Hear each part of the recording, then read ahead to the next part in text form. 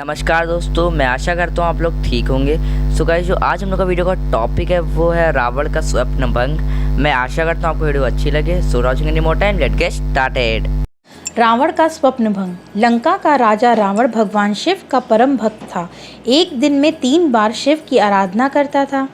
एक दिन अपनी पूजा के पश्चात रावण के मन में विचार आया, अगर मैं आत्मलिंग अर्थात भगवान शिव का प्रतिबिंब प्राप्त कर सकूं, तो मुझे कोई भी पराजित नहीं कर सकेगा। इसलिए भगवान शिव को प्रसन्न करने के लिए उसने घोर तप करना आरंभ किया। वह तेज हवाओं और तीव्र गर्मी से भी नहीं डरा। रावण की ऐसी भक्ति से प्रसन्न होकर भगवान शिव उसके सामने प्रकट हुए। उन्होंने कहा, रावण, तुमने अपनी भक्ति से मुझे प्रसन्न कर दिया है। तुम मुझसे वरदान मांगो। रावण ने कहा, भगवान, मुझे आपका प्रतिबिंब प्राप्त करने का सौभाग्य मिले। तथास्तु कहकर भगवान शिव ने उसके हाथों में एक चमकता हुआ लिंग सौंप दिया और सावधान करते हुए कहा, रावण, यह याद रखना कि पृथ्वी पर पहली बार जहाँ भी यह लिंग रखा जाएगा, यह स्वयं को वहीं स्थापित कर लेगा। फिर उस स्थान से इसे कोई भी नहीं हटा सकेगा। रावण ने कहा, मैं लंका पहुँचने तक इसे कहीं भी नहीं रखूँगा। और वह अपनी राजधानी की ओर चल दिया। इसी बीच देवता चिंतित हो उठे। एक देवता ने देवराज इंद्र से कहा, स्वामी, क्या आपने सुना कि रावण के पास आत्मलिंग है? इंद्र ने उत्तर दिया, मुझे मालूम है और मैं बहुत चिंतित हूँ। अगर आत्मलिंग लंका पहुँच गया तो रावण को कोई भी परास्त नहीं कर सकेगा। हमें लिंग को लंका पहुँचने से पहले ही रोक देना चाहिए। परंतु देव यह निश्चय ना कर सके कि इस कार्य के लिए किसकी सहायता ली जाए। तब एकाएक उन्हें विचार आया कि गणेश सर्वशक्तिमान हैं, उनकी शरण में ही चलना चाहिए। अतः वे सब गणेश के पास गए। इंद्र ने उनसे कहा, देव, आपके पिता से रावण ने आत्मलिंग प्राप्त किया है। वह उसे लेकर लंका की ओर जा रहा है। आप भली प्रकार जानते हैं कि अगर वह शक्तिवान हो गया तो कितना विनाश हो सकता है। इससे हमारी रक्षा आप ही कर सकते हैं। गणेश के क्रोध को भड़काते हुए इंद्र ने फिर कहा, संसार में प्रत्येक शुभ कार्य करने से पहले आपका पूजन किया जाता है, परंतु तब करने से पहले रावण आपकी पूजा करना भूल गया। गणेश ने देवताओं से कहा, मैं आपको विश्वास दिलाता हूँ, लिंग लंका नहीं पहुँचेगा।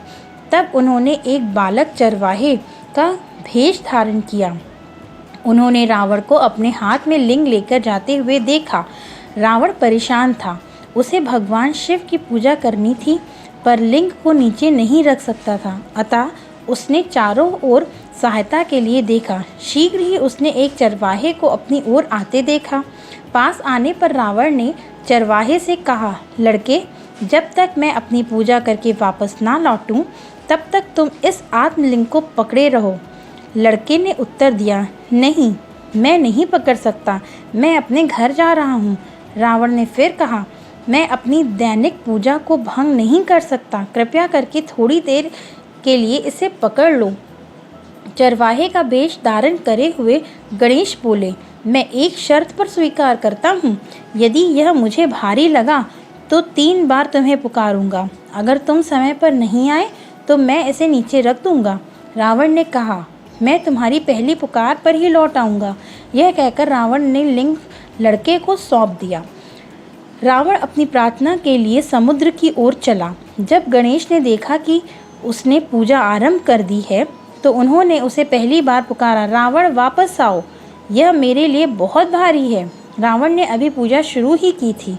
उसने मन में सोचा कि दूसरी आवाज़ पर वह भाग कर चला जाएगा। गणेश ने तुरंत ही दूसरी पुकार लगाई। रावण ने अपनी पूजा शीघ्र ही समाप्त कर वापस जाने का निश्चय किया, पर तब तक गणेश ने तीसरी और अंतिम पुकार लगाई। मैं भार और अधिक समय तक नहीं सहन कर सकता, अब मैं इसे नीचे रख रहा हूँ। रावण ने लड़के से आग्रह किया, नहीं, ऐसा मत करना, यह पृथ्वी को स्पर्श ना करे। परंतु काफ़ी देर हो चुकी थी। जब रावण सिर्फ एक हाथ दूर रह गया तो गणेश ने लिंग पृथ्वी पर रख दिया।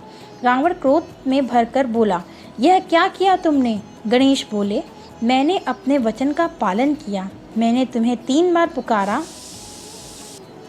तुम समय पर नहीं पहुँचे, मुझे दोष मत दो।